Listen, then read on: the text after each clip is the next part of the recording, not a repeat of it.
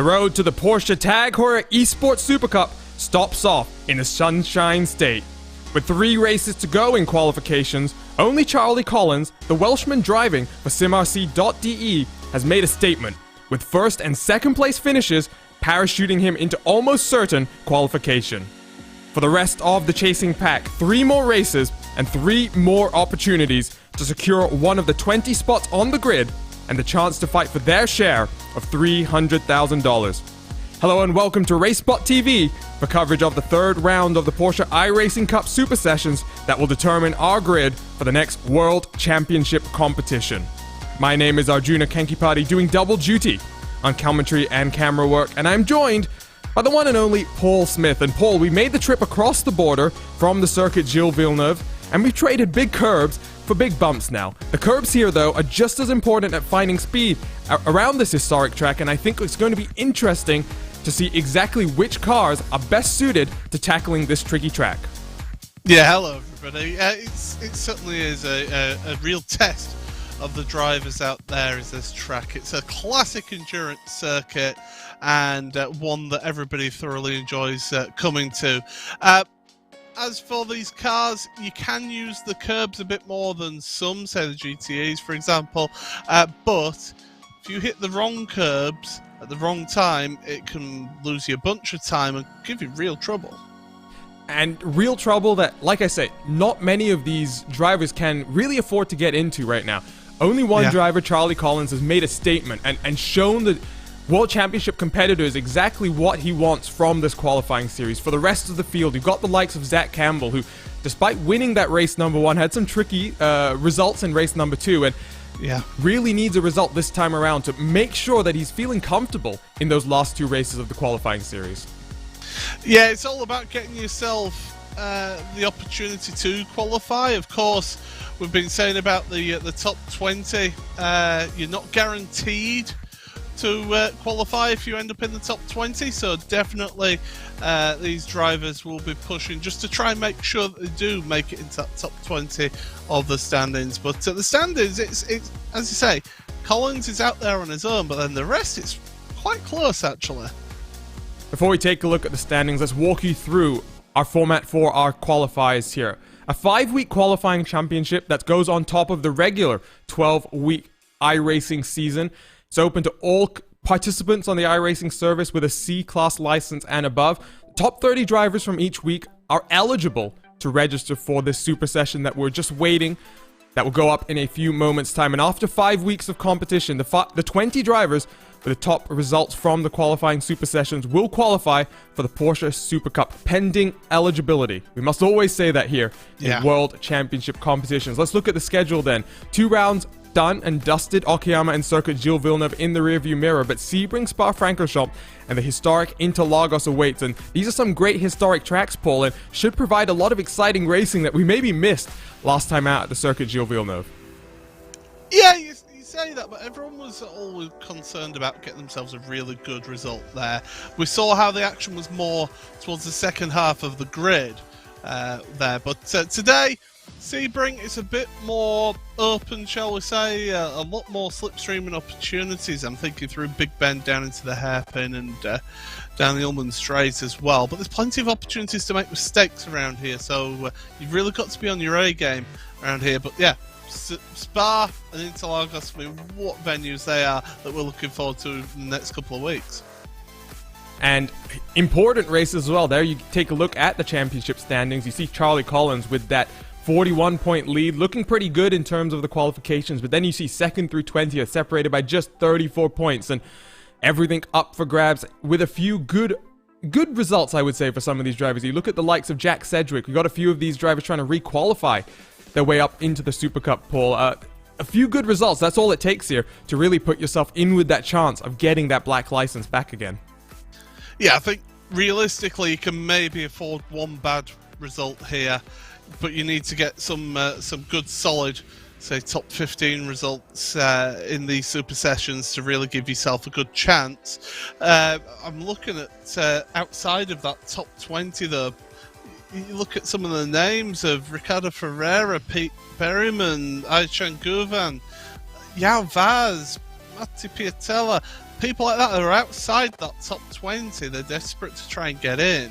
I mean, Pete Berryman qualified for the first year of the Porsche TAG Heuer Esports Super Cup, so he'll be trying to get back in once again this time around. But it's a really competitive field out there, and I don't want to call this one yet. It's too close to call. I think it's too close to call, other than maybe the Welshman, Charlie Collins, with that very comfortable buffer. Just needs a few, not even top 15 performances, I would think, just a few top 20s, but that is the standing situation. Let's run through some of the drivers. We talked about Zach Campbell and Tuomas Tatala last week. Let's just look at them quickly once again. Obviously, Zach Campbell won the first of our Super Session races, had an incident with Alejandro Bico into turn 1 last time out. Meant he finished all the way down the order in 22nd place, still sitting second in the championship though, so as comfortable as Zach could have hoped to be. Then you look at Tatala, a previous Esports Super Cup driver, P17 in 2019, finished 24th last year, as a result has to re-qualify back up into the main World Championship Series. But a few new drivers to take a look at now, Paul. Moreno Sorica, running very well in your standings. He's actually up in 3rd as things stand, but we talked about the Porsche Esports Sprint Challenge last week. This is your Porsche Esports Sprint Challenge champion last year. He won 2 of the races, and this is what that support series is meant to do. Introduce these drivers to World Championship competition, and it's great to see Sorica here taking that next step up, trying to qualify for the Super Cup. Absolutely, and he's coming off some good form there with the Porsche Sprint Challenge. He just recently won another series. So, okay, it's GT3 cars, but RaceSpotTV broadcasted World GT Championship, which was a lot of sprint races involved in that. So he's used to this sprint format quite good. You know, he's got that endurance background, but he's also got a bit more used to the sprint format as well, with hard charging, hard fought racing. So I think that, with the Sprint Challenge especially though, because that competition was unbelievable, I think that's really worked well for him throughout this season. But another one, Salva Talens, this is somebody who's been coming up through the championships and working his way through the MSI Esports driver, and I've been really impressed by this driver. And I mean, you look at his list of achievements, he's a talented driver.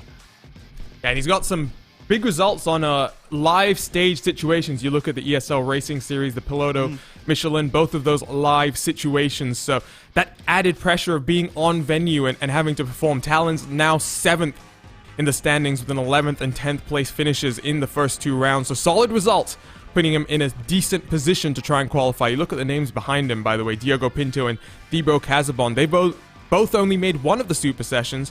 They have got podium finishes, but as a result, that consistency for Talon's proving to be vital, Paul, as we work through the qualifying series. Certainly, absolutely. Picking up points every round that you can. This is it. Another thing, you don't know if you're going to miss a round, a Super Session here. So you have to make every race count, or else you could end up outside that top 20. And we're just a few moments away from the Super Session going up, so just a few minutes away then from seeing which 30 drivers going to be fighting it out for more qualifying points as we work our way towards the Porsche Esports Super Cup. Just under, or just over 2 months away. The first round going to be taking place on January the 9th. So a quick turnaround and a lot of exciting action to get to. Let's take a look then at the venue for today's racing action, the Sebring International Raceway. A lot of interesting opportunities to try and make some passing moves. We're taking a look at now turns 1 and 2. You can try and do an over-under here potentially, Paul, but also get a good exit as you work your way up into the hairpin. Absolutely. The hairpin is a crucial braking zone, so easy to lock up brakes, either fronts or rears, and it's the exit of the hairpin that can really cause a real snarl up, especially on lap 1. Through to Cunningham there. Another tough corner, and then in towards Tower. Tower is one where you can really monster the curb on the inside. Don't run too far out wide on the exit. And then through towards Lamar. Just set yourself up. If you're in behind somebody, just try and keep as close as possible on the exit of this corner, because the Ullman Straight is a great opportunity to get a slipstream. You're going to see people trying to lose the draft, and then Sunset Bend, the corner of 1,000 lines, and it certainly challenges even the best out there in the world of esports. And the best going to be out there. Let's jump on board then with Zach Campbell from the Apex Racing team and take a look at an onboard lap here. Lap time's just over 2 minutes, but the one thing to watch out for, Paul, is look at the steering wheels in the hands of Zach Campbell, always trying to manage that car. You'll see him fighting it on occasions, but I don't think it's fair to say he's actually fighting the car that much. What he's trying to do instead is just balance the car at all times, and you see here, trying to get the power down, just managing the rear end of that car as the rear end wants to step out and you get the power down, but very important to be smooth here, and I think ultimately that's what he's doing. He is fighting the car at times, but decisive steering inputs are what are going to help you be fast around here. But it also shows how violent this car can be and how much it can fight you as well. And this track especially exacerbates that with the bumps and with the curbs.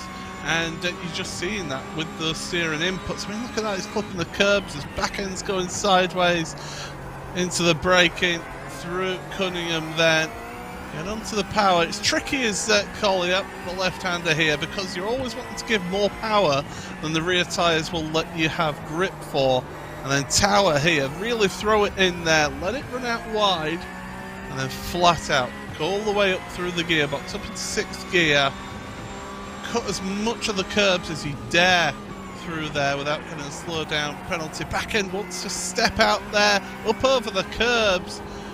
Again, you've got to be careful with those curbs, but they can hook you around, which is why you see them going over so much the inside of the curb there to help hook the car along onto the Ulmann straight.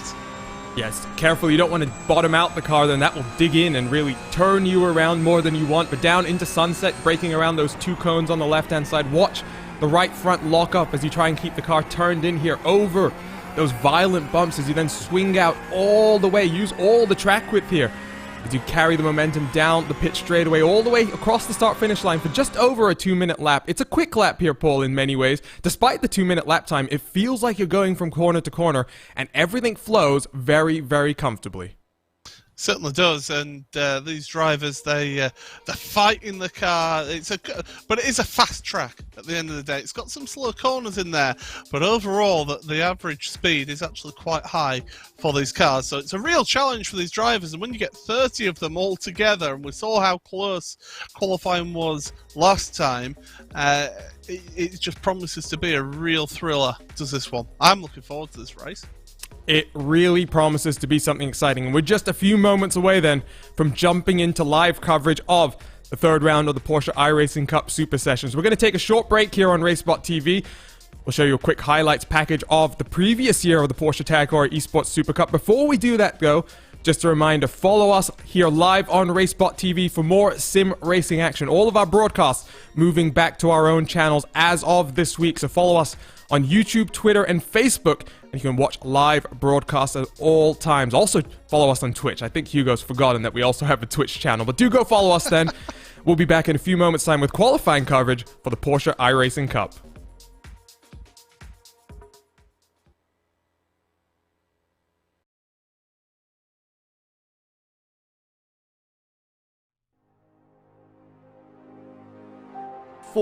Of the best sim racers.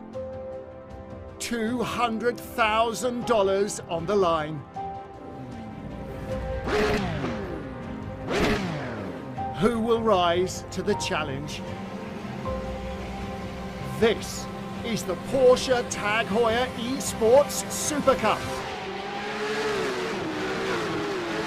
Porsche Tag Heuer Esports Super Cup by iRacing 2020 is on. Joe is going to claim victory. The race gets underway and a good strong start.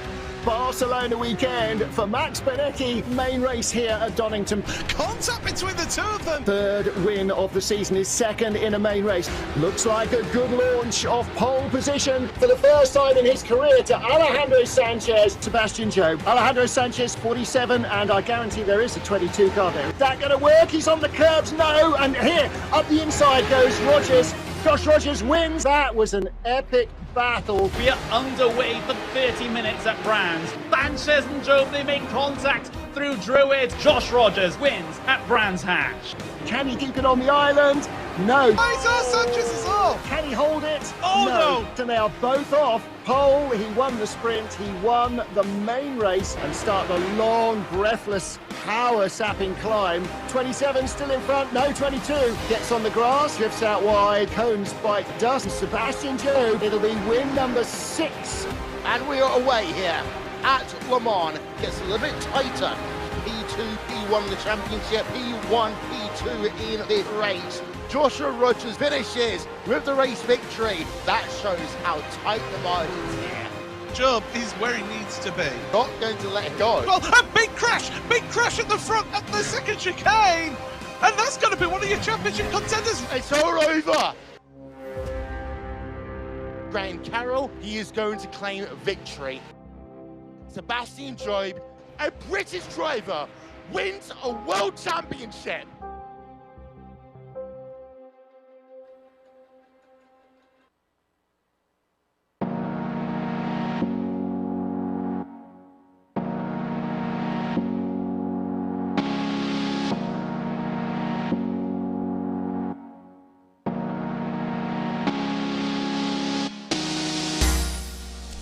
So here we go then, one more opportunity for drivers to prove themselves as they try and make it into the world's biggest stage for sim racing competitors. The Porsche iRacing Cup Super Sessions returns with round number 3 from the Sebring International Raceway. Let's take a look at your track conditions for this historic racetrack. You can see 27 degrees is the air temperature as the sun starts to set in the Sunshine State. 28 degrees is your track temperature, partly cloudy with a low humidity.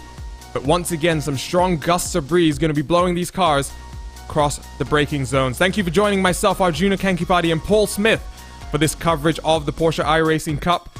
TV cameras brought to us by Istvan Ballo and TrackCams22.com. Car cameras provided by our very own Tyler Maxon. For live timing and scoring, head over to timing71.org for full information. You can follow along with your favorite drivers and teams throughout this entire event. And Paul, about to get underway, qualifying well and truly underway, just waiting in for those first times to come across the board, but we've got some big names in here. We mentioned Pete Berryman, who missed out last time around due to some issues during the week qualifying, but here he is in the Super Sessions, looking to try and make his way up those Super Session standings. Yeah, absolutely. He's in there. Look at some of the other big names. Thibaut Casabon, Diogo Pinto as well is in there, but Pete Berryman, he'll be wanting a good result here today, having missed out last time. Just under 4 minutes remaining of qualifying, so the first times will be starting to appear up on our screens. But one that could be a little bit of a shout for this race today is Ayashan Guvan, because he's been having a really strong week this week, and you never know, he might be able to pick out a win here today. Well, Guven currently sitting 5th provisionally after one lap is done. Drivers now working their second lap of qualifying. As you see left-hand side of your screens, more and more time starting to come in. Look at the top 3 though. Charlie Collins, Moreno Sarica, and Zach Campbell. The top 3 in our qualifying standings currently sitting in those top 3. Sarica and Campbell do have their places reversed, but this is a statement of intent from those top 3 drivers. We watch as Guven makes his way around turn number 7 at the hairpin. We also see the likes of Berryman, who is just 7 thousandths of a second behind his teammate, as now Diogo C. Pinto goes P number 2, joining his SimRC.de teammate up at the front. There are some very close lap times here, and Paul, take a look at that. 1st through 17th, 1st through 18th now, separated by just 4/10 of a second. Yeah, it is. Again, we saw how close qualifying was last time out at Montreal, but here right now, I mean, there's less than a second covering 27 drivers at the moment, so it is a crazy close grid out there once again, and you need to be absolutely on it. It's this second lap where really we should be starting seeing those times come tumbling down as the tyres really pick up their they get to the tyre pressures and temperatures. But here we go then. Govan down the Ullman Straight. And what time can he do? He's just got to make it around this Sunset Bend. Tricky corner. Get your braking right. You're always turning and braking there. And now Govan round there he goes on the power, pushing it out wide, keeping in a straight line, the shortest distance to the line, a 2:01.644. Charlie Collins has gone even faster though, a 2:01.528. Oh, the times are really coming in now. And guess who's in the, sorry, not the YouTube chat, but the iRacing session chat watching these times as they come in? No one else other than the reigning champion Sebastian Job, who has just pointed out that Charlie Collins was on a banger of a lap, and there goes the lap time, a 2:01.529 for Collins. But look at the lap times behind him now. 2 Williams Esports drivers, second and third. We're now looking at just under 0.3 of a second separating the top 15 cars. This is absolutely crazy.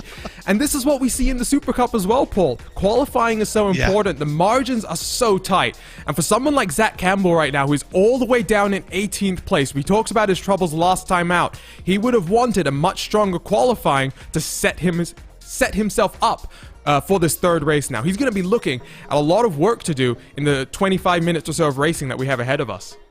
Yeah, and in fact, we're getting ready for that racing now. So quick turnarounds here. So let's run you through your grid.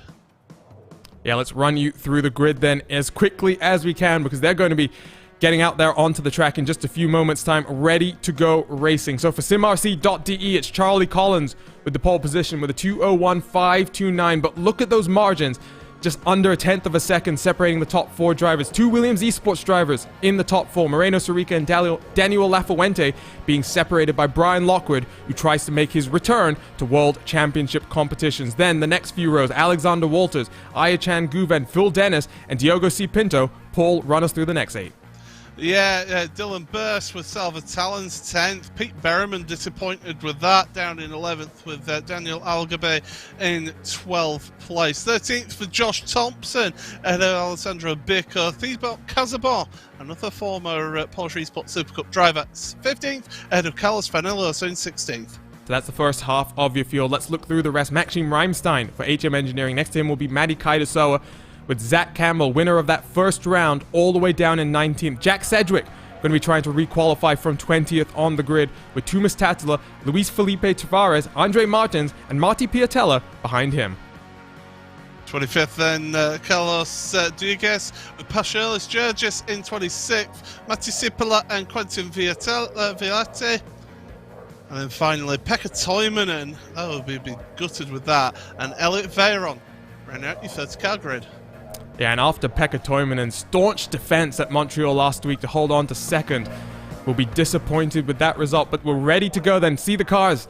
They line up on the main straight, just waiting for the lights to go green and for us to go racing here from the Sunshine State. One more race then, as drivers try to lock themselves in to the Porsche Esports Super Cup.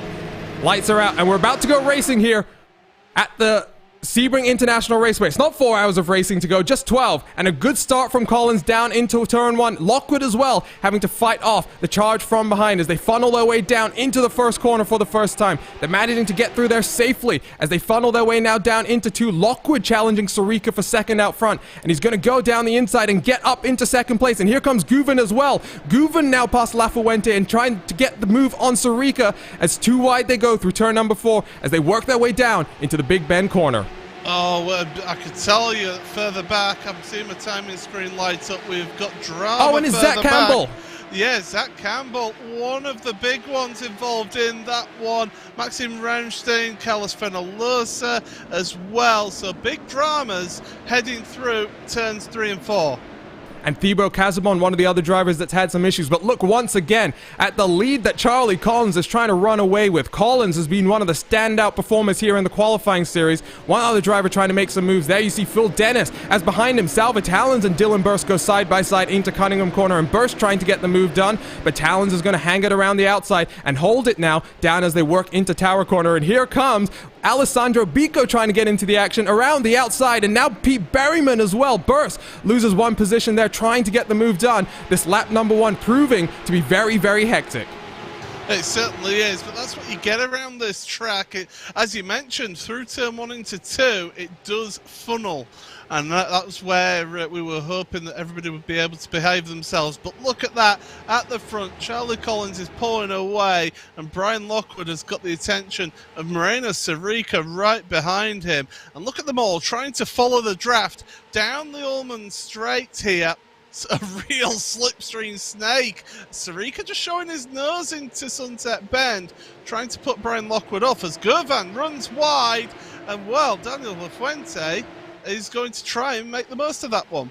Yeah, Guven losing it, under braking a little bit, had to correct and go deep, but Lafuente not going to get the move done. Instead, he's having to defend from Diogo C. Pinto down the inside into turn number 1. Lafuente going to try and carry the momentum around the outside of the corner, but Pinto able to really sling it down the inside, and he's going to hold the inside once again into turn number 2, get the move done, and now Alexander Walters tries to size up Lafuente as well. Yeah, so Lafuente is really under pressure right now, and Walters is somebody who will keep pushing you and keep the temperature up for him as they head on down into the hairpin again after Big Bend. Nobody really making any moves there in that one, but the number 5 then, Phil Dennis, who didn't have a good race last time out, let's be honest, he is hoping to have a much better time this time. Yeah, the Road to Indy driver now trying to get past the R8G car for Alexander Walters. Down the inside, he tries to look, then into Cunningham. Walters is going to close the door and cover him off. I think, though, while all this action is raging on, let's finally go ahead and take a look at the action that unfolded on lap number 1. A few cars having issues. Here we go on the replay. See Thibaut Casamon trying to go down the inside, getting clipped around as he tries to force it 3 wide. Not what he wanted to do. Let's see what also then happened to Zach Campbell. So Josh Thompson was involved in all of that, so he got clipped, and that then you see just those cars getting flipped around, and well, Zach Campbell nowhere to go in the middle of the pack, and that's what happens when you end up qualifying further down the order. You've just got nowhere to go. Yeah, you see Ramstein being spun in front, and Campbell, what a disastrous start then to this third race in the qualifying series for the young Georgian driver, all the way down in 28th right now, and a lot of work to do. Let's jump back to the live pictures, because once again, Charlie Collins is running away with the race lead here. 1.5 seconds is the gap, and Lockwood now playing the bottle in the cork, or the cork in the bottle rather. Last time out it was Toyman, and this time out the Racecraft Esports driver doing that role. Sarika, Guven, Pinto, and Lafuente, the cars in this main train. Yeah, I prefer not to have my bottles in cork. So, but yeah, these drivers coming through into the left-hander here, and this is where really you can't really go side by side through the section. You've just got to be patient, getting yourself close enough to make a draft. And in fact, Lockwood had a really good run through that opening section there, and it's allowed him to pull just a little bit of a gap over Moreno Sarika. Govan is under pressure from Pinto and Lafuente as well. Lafuente was trying to show his nose a little bit as we'll look further down, because Bico and Talon still battling it out there down there for 9th place. And Burst and Berryman trying to get in on the action as well. You can see them burst that blue car right behind Bico as they work down into Cunningham. Talons goes defensive on the inside. Bico around the outside, really deep under braking. Is he going to try and stick his nose there as they work down into Tower Corner? Side by side through Tower is a risky proposition. The 2 Porsche Cup cars going to try and scrap it out. Bico on the outside. Is he going to get the run off the corner? And he's going to hold the momentum and get that run off the corner. Fantastic move from Bico, who after that disappointment in the last race, Paul, works to now get up into position number 9. That is a sensational move. You do not appreciate from these pictures just how hard that is. Oh, and Talons gives him a little bit of a kiss there to say, I'm still here. But what a move there around the outside at Cunningham, holding it down the inside of Collier and then the outside of Tower. That is such a difficult thing to do. But Alessandro Bico, hats off, and Talent as well for giving the space there. Great driving from those two. And all of these drivers looking very, very feisty. It's not just Berryman and Burst who are in the picture here. You've got the likes of Elgarbe, Thompson, Luis Tavares, Kai Desoa, Cedric, Martins. So many cars in this group of cars on the edge of the top 10. Watch as Talons looks to the outside of turn number 1. Forces Bico to maybe compromise the entry as Burst tries to get in on the action. Once again, Burst trying to set up with a good run through turn number 1. Talons is going to look to the inside. More of a defensive move, but he is going to try and stick his nose as Talons is going to go down the inside. Contact made as they go through this section of corners. Talons is going to force his way back up into position number 9. Fantastic scrap here as you see Elgarbe in the background losing position. Thompson with a fantastic opportunistic pass as well. they need to be careful not to slow each other up because they're losing the back of the top 8, and that's really affecting. Look at this, 2x2 by 2 by 2 contact with Thompson. Oh, and in front of... Yeah, they're all going off. Oh, this is carnage down at the hairpin. And it's still going on. Watch there. Oh, no. Zach Campbell gets... No, that's Zach Campbell getting collected again. So disaster there in the hairpin. Let's take a look at some RaceSpotTV replays of what happens. Let's start with what happens to the MSI Esports driver for Salva Talon. So Biko looks to try and get the move around the outside. Then what happens as they come off the corner? So just, getting into the back of him there. And that was Pete Berryman who got involved in the initial one. And, Zach Campbell then, trying to recover from the earlier incident, just ends up taking to the grass. Unfortunately, there's a car there in his way. Yeah, let's take a look at this one once again, then maybe at a slower angle, and then we'll try and grab an onboard with Pete Berryman because nothing Berryman could do. You see Thompson in the background getting sent around as well. Contact with Elgrabe down in towards the hairpin. You see 4 wide as they try and all drive off the corner. That causes more issues. One of the Kova cars turns the number 12 around, I do believe. That's Carlos Dieguez's. Well, I totally butchered that name, but lots and lots of action here, Paul. And this is not what you want to see as all of these drivers try and scrap it out for qualifying spots. Yeah, I mean, it's not pretty at all. They're all desperate to get a good result, let's not forget. I will say for Talons, who was driving on the grass when Zach Campbell appeared there. So it's, Algabe who gets into the back of Thompson. So easily done there. The back of the car, even though it's a rear-engine car, the slightest of touch, when it's hard on the brakes, the nose is, the weight transfer is taking the weight off those rear tyres. Littlest of touches, and around you go. And so many cars involved. Let's jump on board with Zach Campbell as he tries to thread the needle. As you see, that's Marty Piatella having issues in front. Then you'll see the rejoin from Talons. And that's not going to be a happy George. And Zach Campbell are not going to be too impressed, I think, with that rejoin there, potentially, Paul. Well, I'm sorry, but if you salvage Talons, you don't expect to have somebody driving on the grass at that point. So he's well within his right to try and get going. And you don't expect somebody just to take to the grass like that. So I think the rejoin isn't too much. It's not really on Talons, is that? It's a bit of a racing instant there. Absolutely. I think more frustration based on how the start of the race went as well. But 5 laps in then to this 12-lap race, and we've had a whole heap of cars being taken out as a result. So Pete Berryman, Carlos Dieguez, Josh Thompson, Pash Gergis, Luis Tavares, Salva Talons, Carlos Fenolosa, Maxime Reimstein. The list goes on and on. Surprisingly, though, the only retirement seems to be the number 15 of Zach Campbell. We'll jump back to the battle out front because look at now, Lockwood. Lockwood has a 1.2 second advantage over Guven behind him, the Coanda driver trying to reel in Lockwood in front, but Collins in front of these guys once again out to a 1.6 second advantage. There you can see just in the front of your shot, Paul.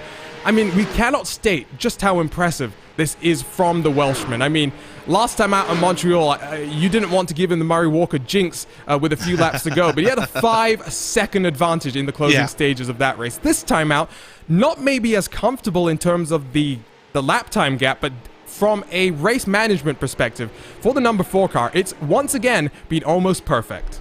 Well, this is it. Right now, all he needs to do is manage that gap. He doesn't need to be pushing absolute hell for leather. He can think about where he places his car and maybe not touch some of the curbs that you would use, say, if you are trying to gain as much time as possible. So he'll be managing his car, making sure he looks after that vehicle. But Brian Lockwood, former World Championship driver himself, now that he's broken away from Ayachan Guven, he's able to focus forward as we've got an incident coming up on screen with Pekka Toivonen.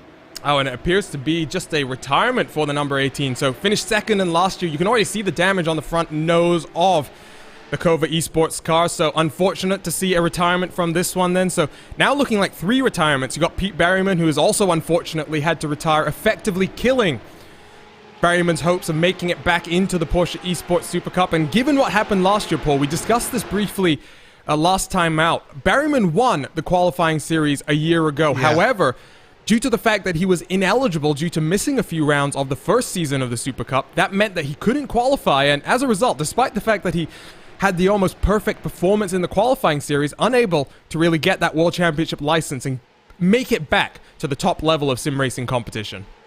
And this is why we do point out every broadcast that you have to be eligible to enter that World Championship Series. So it's all well and good being at the top, but you've also got to be eligible for the championship as a whole. And well, Pete, yeah, he's out of the session. He's done. That's it for today. But we've still got action on screen because Gouvan doing a defensive display against Diego Pinto and Marino Sirica, as well as Gouvan in front of them was sliding through turn number 1, the exit of turn number 1 there. He gets the rear end out of that car. We didn't quite catch it on that on board, but Aishan Gouvan currently having to be really defensive, and he's got to look after those rear tyres and make sure he doesn't overheat them here.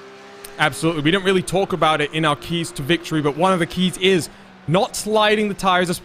It's bumpy here, and sometimes if you're going over the brakes, through the braking zones on the brake, you can trail them, lock them up, flash heat the tires. It's not what you want to do, and right now Gouvan defending hard from Diogo C. Pinto for simrc.de wants to join his teammate Charlie Collins in the Porsche Tag Heuer Esports Super Cup. Unfortunately, Pinto did not make it into the Super Session last week. He did get a podium result in the first week of qualifications, so Pinto still sits in the top 10 of the standings, but back in the Super Sessions once again. A good opportunity to get those points on the board, work his way up into the top 5, and really give himself some assurance going into the last 2 rounds. We got Spa-Francorchamps and Interlagos coming up, Paul. We've seen some crazy racing here. Based on that, I think what we're going to see, especially next time out from Spa, is going to be absolutely crazy. Well, I mean, I just think back to last season of how we had the drama of Rogers and BENECKE getting into each other at the chicane at Le Combe. You also had the first season of the Porsche Tag Heuer Esports Super Cup when Tommy Erstgaard picked up the win on the last lap. That amazing drive and overtake that he made. Looking down your order, there are a few battered and bruised cars out there, it must be said. That's just the nature of packed racing. You're going to have a few bumps and battered cars out there, but they are still heading on, and we're heading towards the final third of the race here. And Jack Sedgwick trying to battle with Thomas Tattala. So these are two drivers who battled against each other all season in the main series, and now here they're having to battle again. And you know, I've got a complaint here for whoever designed that livery for the Kova team, because the Kova team is the newer team out of the two here, Paul, and I think it's fair to say those two liveries not only share that same base layer, but a lot of those details are similar across the two cars. And for a few moments there, I almost thought that Cedric had joined up with the Finnish outfit, the Kova Esports team. Well, I mean, I'm no painter, so I leave it to the experts. I leave it to the people who do it. I just look at them and talk about their action out there. But I can see how, from a commentary's point of view, it is difficult to identify the two different cars to a degree. So, and even the car behind as well, when you're going head on, you know, the car behind as well of Andre Martin, it's a dark car. It's the same thing as what we've seen in the world of motorsport in general, how all the cars seem to be a combination of grey, red or black. Well, I must say, the one thing I really love about sim racing is the unique designs that get put on these cars, not constrained by a lot of the restraints that be placed on designers in the real world, sponsor restrictions, you know, real life series restrictions as well. It's great to have some more creative thinking, as you see in the background of your shot. I think that's Biko, who's going all the way to the inside to defend his 9th position from burst behind him. So this is a battle on the edge of the top 10, and two drivers that have not had a smooth run of things so far. want to get a nice haul of points here in the third round of qualifications, but Burst is putting on some pressure to Biko in front. You'll see Elgarbe as well, under pressure from Kaida, Soa behind, so on the edge of the top 10, there's a lot of pressure being applied here. We'll jump back to the battle out front as well, because Dennis is trying to get on the back of those two Williams Esports machines. Dennis, another car that's had some rough luck in the first 2 rounds, but up now in 7th, he does sniff the opportunity for a top 5 in front of him. And he's dragged Alexander Volters as well along with him, so he's definitely he's got some pace now in the second half of the race. I think he's maybe set up the car to be more friendly towards the end of the race here, so could be interested to see how he gets on, see if he pulls some interesting moves towards the end here. But time is running out, 3.5 laps remaining, and Daniel Lafuente is in a good position at the moment, but this is the part of the season where you'll start seeing people looking at that championship standing and think, we're at the halfway point in the season, I need to pick up some good points quickly.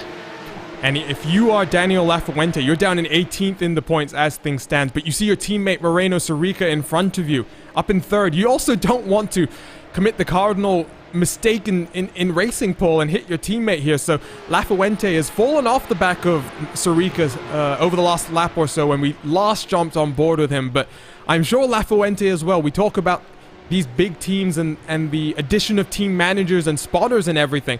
I'm sure Lafuente is being coached by the entire team in the background through the situation right now and how they want him to handle it as well. Yeah, he'll have an engineer, a spotter working with him and just saying, right, okay, Daniel, last lap we were 0.03 of a second slower than Dennis behind us. You know, let's try and just eke out that little bit of pace.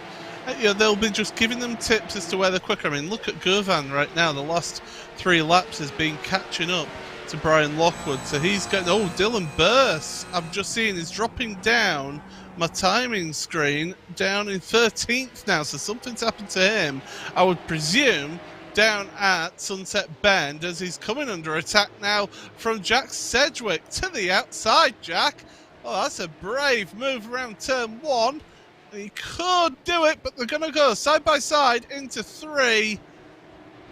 Burst is still there. They're up over the curbs, and Burst should take that. And now Sedgwick is coming under pressure himself. Well, Sedgwick's going to try and get the run off the corner on the outside. Burst, though, looks to have got a good exit initially, but here comes the charge from Sedgwick down into the hairpin at turn number 7. I wonder if Burst has to serve a slowdown penalty at the exit of the Le Mans corner. Sedgwick locks up the right front under braking, but able to get the move done, and now Burst drops all the way back to 14th, so lost 5 positions in the space of just a few corners.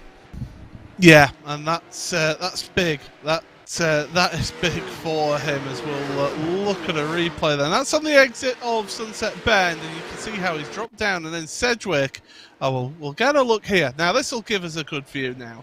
So you got the MSI Esports car behind him, and he clips the inside wall. Oh, that's criminal. He's tried to keep it as tight as possible and put it too tight. Take a look at the onboard there. You'll see the contact made with the inside wall as he tries to just cut that corner down as much as possible, and now going to be suffering from the effect of that damage. You did see a little bit of damage appear on the hood of that car. Let's jump back to the live pictures, though, as Burst hounds the rear end of Jack Sedgwick coming out of Le Mans corner as they run back down into Sunset. That is a fairly rookie mistake, and I don't mean that in a negative way, Paul, because it's something that we've all done at one point or another in practice here. Unfortunate for Burst, the young 14-year-old, that it's happened to him here in the race, just trying to push that little bit harder. And don't forget, he's on 0 points so far, so he's desperate to get some good points. That one little mistake, I mean, he'll learn from that. That's it. He will learn from that and look to the future with that one. But he's certainly got the pressure on him because he has got no points so far in this championship. But you think Jack Sedgwick, he's on the 16th. Yeah, he's close to that bubble. He's 10 points clear of the drop zone at the moment. So things getting a little bit tense for him, but he's in a good solid 13th at the moment. And just 1.5 laps to go, then the battle for second has started to close up as Guven continues to apply the pressure. to Brian Lockwood in second. The real-life Mobile One Super Cup driver puts the pressure on the former virtual Super Cup driver, as you see in the background as well. Sarica, Lafuente, Pinto, Dennis, Walters, the cars in that train. Not in order. Pinto is right behind Guven, and we're watching him up on your screen right now, making his way down in towards Tower Turn. Look at Guven, though, pushing that car to the ragged edge as he tries to close that gap. The gap now, though, down to just... what's that, half a second as we work down into turn 17 for the penultimate time. One more opportunity, I think, for Guven to try and get the move done. He ran wide through Tower, though. That did compromise him a little bit, maybe lost him half a tenth. But he really pushes the edges of the track limits here, Desire. I said he was looking to get a good result here, and so far, good run out of Le Mans, heading down the Ullman Straight once again. See Charlie Collins just in the foreground, pulling through Sunset Bend. You can see them snaking behind as well. There we go. That queue of cars behind Alessandro Bicco. I think that one's going down to the final lap here. And it could be chaos at Sunset Bend on that final lap. But one more lap to go here in this race, and Guven is just not quite close enough to make any moves. Well, for a second consecutive week, Charlie Collins has had a fairly easy run of things. One more lap to go, then he leads by 2 seconds from the Florida driver behind in his home state. Lockwood tries to hold on to this podium position as Guven now just 0.4 of a second behind. Gap continues to close down as they work their way out of turn 5 in towards Big Bend and that braking zone at the hairpin. 0.4 is the gap, Paul. This is close, but I think Guven might have left this charge just a little bit late. Lockwood has the opportunity to hold on for just half a lap now. Yeah, this is Lockwood's to lose, I feel. One little mistake will cost him big time here. But those two have not been a match for Charlie Collins once again. He has been sensational. But this gaggle of cars, you've got Pinto, Sarica, Lafuente, Dennis and Walters. They're still pretty close together and they're still fighting and scrapping away. But Guven's just not close enough here to make any moves. You know who is close enough? Look at Dylan Burst down the inside. He tries to look at Jack Cedric into Cunningham corner, through the car, into the braking zone, hoping to make it stick. Cedric forces him all the way around, going to block the runoff down into Tower Corner. And this battle is not going to end before the finish line. But let's jump back then to Charlie Collins as he comes through Le Mans and turn number 16 for the final time. For the SimRC.de driver from Wales, it's been an almost perfect run in qualifications so far. It's been absolutely spectacular. Second in the first round. First by 6 seconds last time out at the circuit Gilles Villeneuve. And here at the Sunshine State, Sebring International Raceway, the home of a second win for the Welshman as he takes one step further to locking himself into the Super Cup. Charlie Collins takes the win here at Sebring.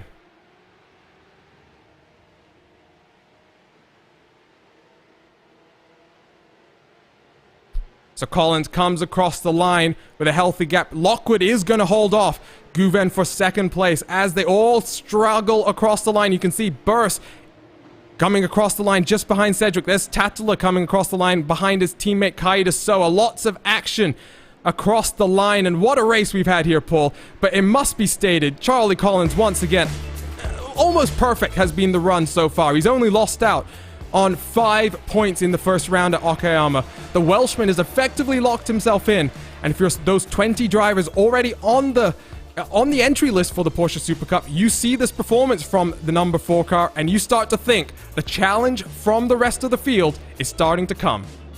It'd be great to see SimRC.de in there as well. They've been a hard-working team, and I've seen them come through the series and really starting to make waves here in this championship. So great to see Charlie there. But yeah, you're right. Those leading Porsche Tag Heuer Esport Super Cup drivers that are already in the series, they're worried right now if they see these performances. And it's just the utter domination in which he's been able to go out there, put those qualifying performances in, and then run away at the front of your field. Talk about the rest of the SimRC crew as well. There you see Diogo Pinto making his way on his cool-down lap. 4th place for the teammate of Collins. He missed out last week, like I mentioned, but I think for Pinto, it's looking good as well here to try and get a second SimRC.de car into this World Championship. And you just noticed something, Paul. It wasn't just the defending champion who was in that session watching these competitors. Sebastian Job noted the lap that Collins was on in qualifying. It was also the first winner, Josh Rogers, watching, as we're now watching the two SimRC teammates having a little bit of fun on the back straight. Yeah, the 2019 champion has been in the session, having a look at the challenges out there. He'll have probably been helping out with the Coanda SimSport drivers as well that were involved in this grid today. So yes, that certainly is an impressive performance from Charlie Collins, though. Sensational. And well, how do we go into the final two rounds? How do people start changing the tactics? Absolutely. But for Charlie Collins, stops on the start-finish straight, celebrates a well-earned race win. Let's take a look then at the race results. So for Charlie Collins, the Welshman effectively locks himself in to next season's Porsche Tag Heuer Esports Super Cup, takes the win by 1.7 seconds from Brian Lockwood for Racecraft Esports. A good run for the Florida driver as he tries to re-secure qualification into the World Championship Series. Real-life Mobile One Super Cup driver Ayachan Guven takes the third and final podium position as he takes a step to competing in the virtual Super Cup. Diogo C. Pinto, teammate of Charlie Collins, comes home in fourth, with the two Williams Esports drivers, Moreno Sorica and Daniel Lafuente, 5th and 6th. The Road to Indy driver representing Vendaval Sim Racing, Phil Dennis, comes home in 7th, with Alexander Walters, Alessandro Bico, and Danny Elgabe the rest of the top 10. See some of the names then, 11th through 20th, Paul. Some big names here. We're looking at the likes of Jack Sedgwick. You got Matti Siepeler, Marty Piatella, Thibaut Casabon, Maxime Reimstein. I mean, before those names I listed as well, Matti Kaidasoa and Tumas Tatala. So some of your bigger names here having some more issues in this one.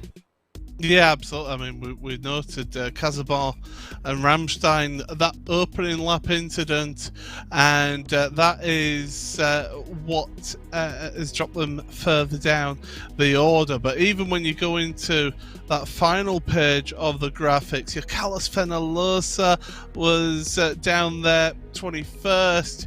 You got Luis Tavares and Josh Thompson. Salva Talons, of course, who was up there near the front, up into the top 10, and then kicked off that big incident down at the hairpin that took out a number of drivers. Pete Berryman and Zach Campbell are two of the biggest ones, that's for sure. Yeah, I think Zach Campbell, I'll talk to him in a few moments' time. Zach is a friend of mine, and it's been great to talk to him about these qualifiers, and as I try to understand more from the driver's mindset as they try and make their way into the top level of sim racing. I'm sure he'll be a very disappointed young man, a young 18-year-old college student. But let's take the opportunity now, Paul. We do have an interview. We love to have interviews here on the RaceSpotTV booth, and we're now joined by the one and only Brian Lockwood, a prior competitor in the Esports Super Cup, and you're standing by with the second place finisher. So there we go, Brian. First of all, welcome to the qualifiers again. You thought you'd had enough of it last year.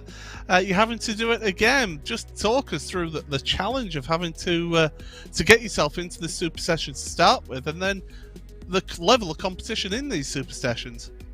Oh, I'll tell you, Paul, it's been tough. The qualifiers are always mentally more stressful than the Super Cup itself, just because the races are so packed together. I mean, 5 races in 5 weeks. We're spending all of our time practicing and preparing. So it's been tough for sure. Hope not to have to do it again, but here I am. Luckily, this season I've had a lot of people at Racecraft and even outside of Racecraft. Special shout out to Joao Vass for helping out this week. Yeah, it's been tough, but glad to finally be up front again.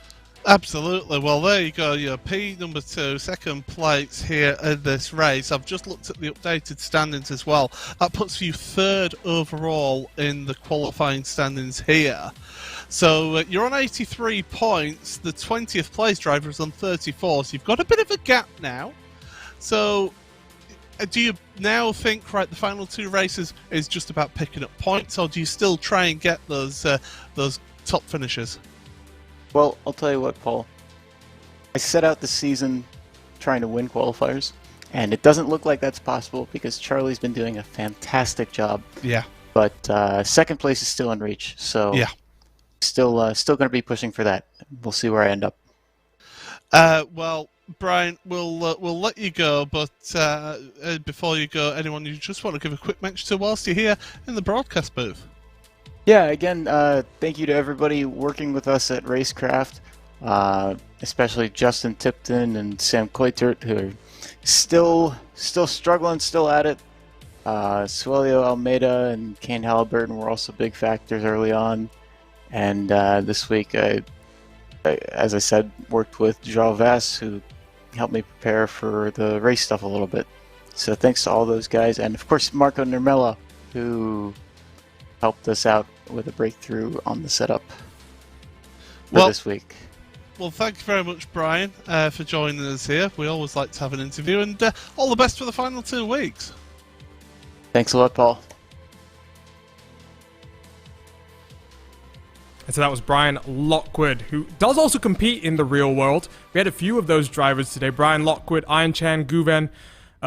There's one more driver, Phil Dennis. There we go. That's the one I was thinking of. So top-level competitors, not just drivers trying to make it in both worlds. You got Lockwood, who competes in the Global MX-5 Cup. So good to have more of that experience. But Paul, before we wrap up here quickly then on this post-race coverage of this Super Session that's going to help determine our qualifiers for the Porsche Tag Heuer Esports Super Cup. Sebring, historic venue and some great racing that I think really sets us up for some exciting races at Spa-Francorchamps and Interlagos to round out this very short and very quick 5-week qualification run. If you ever wanted 2 tracks to go to where you can guarantee thrills and spills, then Spa and Interlagos are certainly 2 tracks that would give you that as well. Pressure on a few of the drivers down towards the drop. Phil Dennis has made his way into the top 20. Carlos Fanalosa, Josh Thompson falling out of the top 20. So pressure now coming in. They thought it was tough here in the first 3 weeks. It's going to get even more difficult the final 2 weeks of this Porsche qualifiers. And I'll ask you for a few predictions here, Paul, just before we go. Charlie Collins looking good. I think at this point he's a lock. Unless something miraculous managed to happen, or pending eligibility, somehow the Welshman ends up being ineligible, Collins is a lock. In your opinion, who is one other driver that you think from today has really shown us that the next 2 races are theirs for them to go ahead and take their qualification spot in the Super Cup? You can't look past the Williams Esports Moreno Sorica for me. He's shown, yes, he finished the first week of 13th, but now he's had 2 top 5 finishes here these 2 weeks. Take that form throughout, and then you're fine. You're getting the points, you're getting the positions, you get yourself locked in.